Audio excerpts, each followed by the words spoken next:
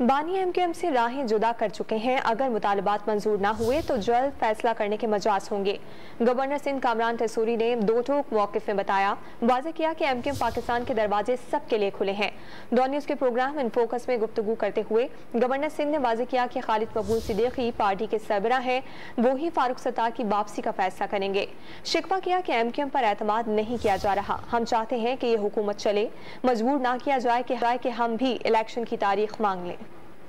मैंने अपनी पार्टी के अंदर और कहीं किसी डिस्कशन में ये बात नहीं सुनी कि वो क्लोज है या माइनस है। हम तो अपना काम कर रहे हैं और 22 अगस्त के बाद पीछे मुड़ के हमारी पार्टी ने या कारकुनों ने नहीं देखा।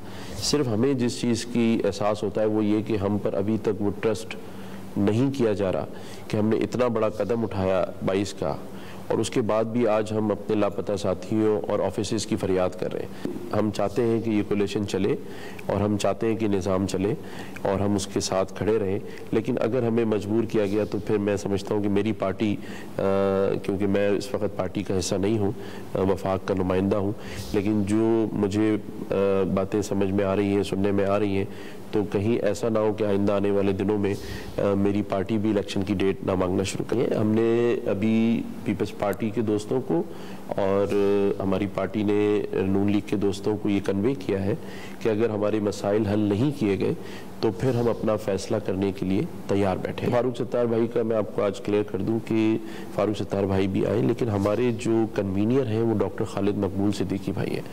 जो भी फैसला होगा वो राब्ता कमेटी और फाइनल फिर जो उसकी अप्रूवल है वो खालिद मकबूल भाई देंगे।